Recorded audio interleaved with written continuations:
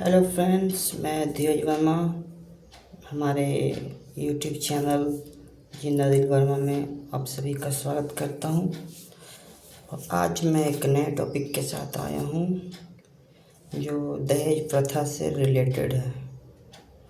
आजकल हम लोग देख रहे हैं सोशल मीडिया में कई सारे दहेज उत्पीड़न से रिलेटेड न्यूज़ आ रहे हैं, जिसमें कुछ लड़कियों का उसके ससुराल वाले जान ले रहे हैं दहेज के लालच में। तो इसमें मैं अपना पॉइंट ऑफ व्यू रखना चाहता हूँ, क्योंकि ये समाज से जुड़ा हुआ, मैं साइकोलॉजी का स्टूडेंट हूँ। तो सोसाइटी से रिलेटेड किसी भी टॉपिक में मैं अपना पक्ष रखना, अपना पॉइंट ऑफ व्यू रखना बहुत ही अपना एक रिस्पॉन्सिबिलिटी समझता हूँ। तो देखिए, हमारे समाज में, संविधान में, कानून में नियम है कि दहेज लेना देना दोनों ही अपराध है। लेकिन आप जब रियलिटी में जाइएगा, रियलिटी में जब आप देखिएगा तो पाइएगा कि बिना दहेज का किसी का भी शादी नहीं होता, खासकर हिंदू में, खासकर इंडिया में। बिना दहेज का शादी नेक्स्ट टू इम्पॉसिबल। लेकिन यहाँ पर सोसाइटी में जो प्रचलन है वो ये कि लोग जो खासकर पढ़े लिखे इंटेलेक्चुअल लोग हैं, वो लोग सॉफ्ट टारगेट बनाते हैं लड़का पार्टी को, कि ना लड़का पार्टी दहेज का लालची है। लेकिन इसका दोनों पक्ष आपको देखना। पहला पक्ष, लड़का पार्टी लालची है, ये तो बात काफ़ी हद तक सही है कि लालच में पड़ जाता है। लेकिन हर इंसान, हर लड़का पार्टी नहीं, हर लोग वैसे नहीं होते।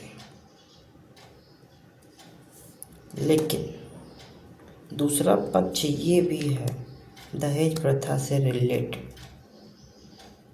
कि जब लड़की पार्टी के पास लाखों लाख रुपए होते हैं तो वो भी एक तरह से लालच में पड़कर एक अच्छा वेल सेटल्ड दामाद की तलाश में निकलता है। एक अच्छा मजबूत बिजनेसमैन दामाद चाहिए उनको, एक सरकारी नौकरी वाला दामाद चाहिए उनको।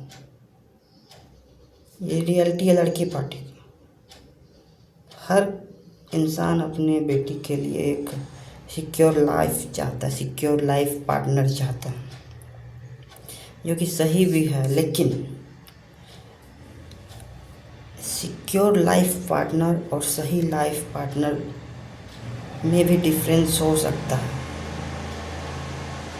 एक सिक्योर लाइफ पार्टनर आप देखेंगे कि सक्सेसफुल है, पर क्या वो एक अच्छा इंसान है, क्या वो एक अच्छा जीवन साथी बनेगा, ये काफ़ी सस्पेंस वाला बात है।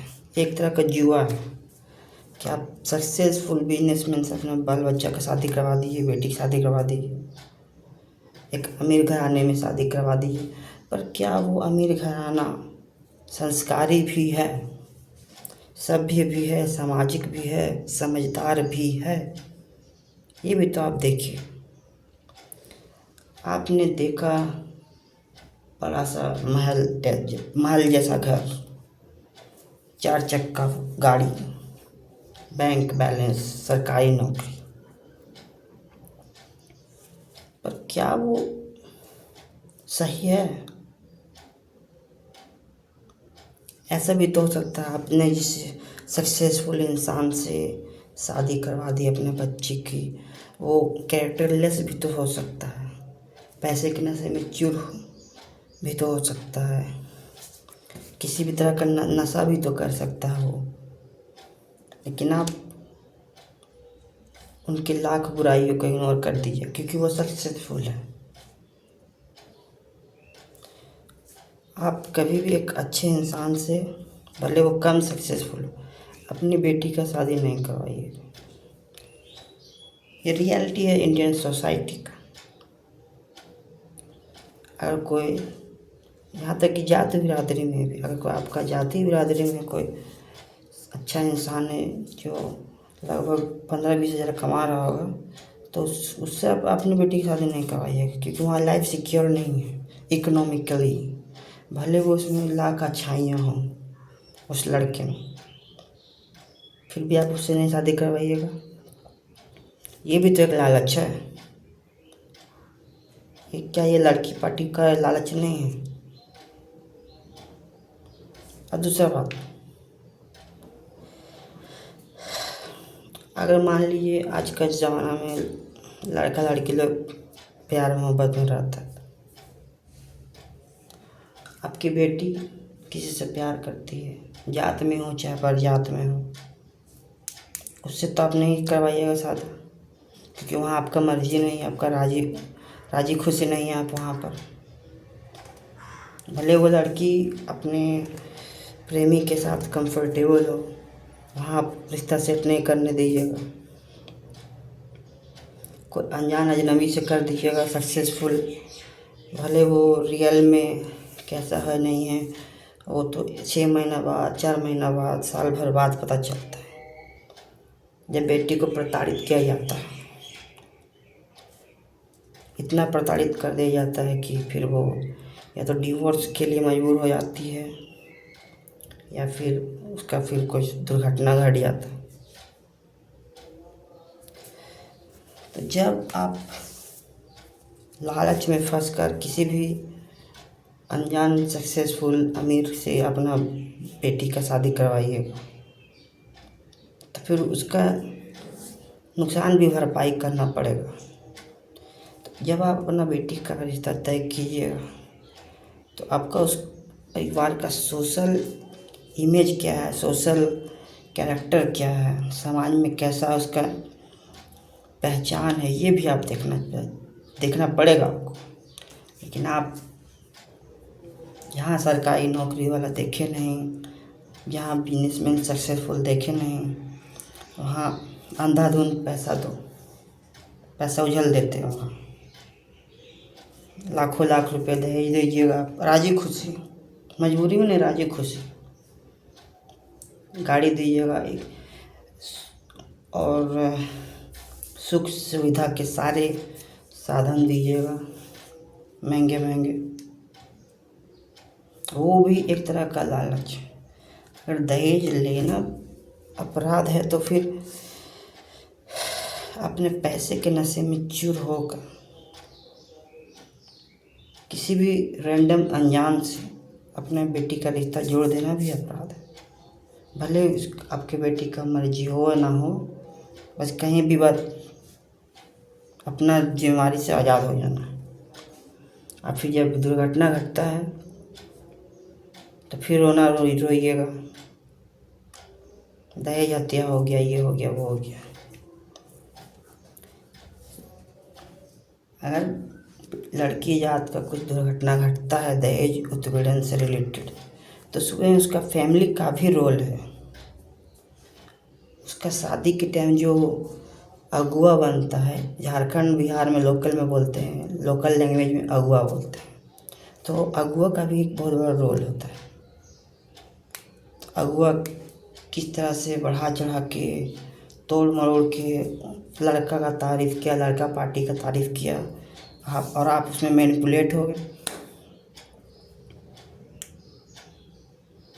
तो आप अपनी बेटी का ज़िंदगी का दुश्मन खुद भी बन जाते हैं। अब भले आप चाहें ना चाहें, अनजाने में ही सही, आप अपनी बेटी के दुश्मन खुद ही बन जाते हैं। क्यों? क्योंकि उसका मर्जी का रिश्ता तो होता नहीं है। बस एक सक्सेसफुल देखें, पैसे के दम पे शादी करवा दिए, और फिर जब वो परिवार, लड़का पार्टी का परिवार जब और ज़्यादा लालच में पड़ जाता है, और ज़्यादा अपना असली चेहरा दिखा देता है, फिर तो आप ना घर के रहे ना घाट के रहे। तो ये आज मेरा पॉइंट ऑफ व्यू था कि अगर बेटी का ससुराल में उत्पीड़न हो रहा है, तो उसमें उसका बेटी का फैमिली का भी बहुत बड़ा रोल है, अगुआ का भी बहुत बड़ा रोल है। फिर आप बोलिएगा नहीं किस्मत में यही था, किस्मत को यही मंजूर था, भगवान का यही मर्जी था, इस तरह से आप पल्ला झाड़ देते हैं। लेकिन रियलिटी ये नहीं है।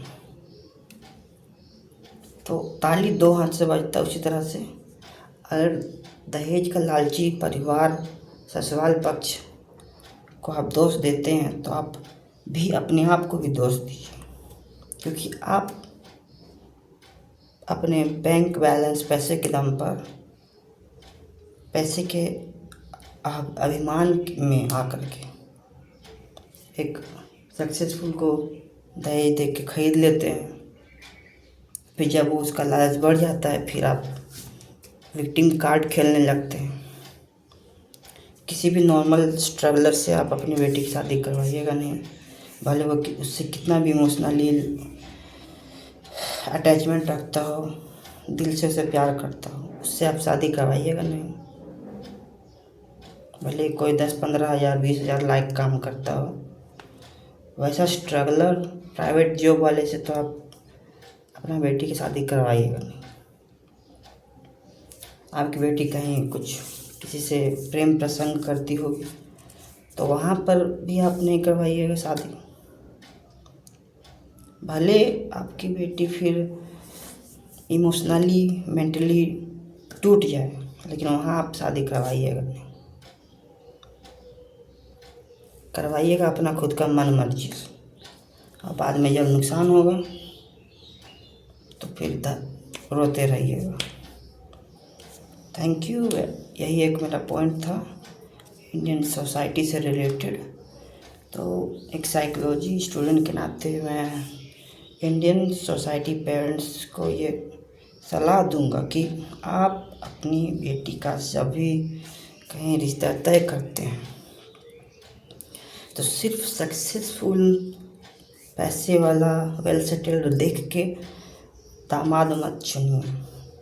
उसका हर तरह का पक्ष देखिए, उसका 2-3 पिछली पीढ़ियों का इतिहास देखिए कि उनके फैमिली बैकग्राउंड कैसा था, सही कैरेक्टर था या नहीं, लालची था या नहीं, समाज में उसका कैसा रिपटेशन है, सब कुछ देखिए।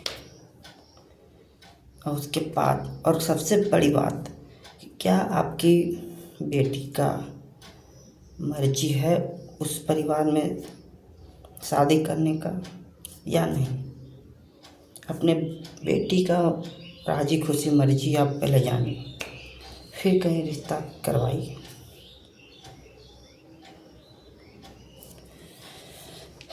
ठीक है, आज के लिए बस इतना ही। Thank you. जय हिंद।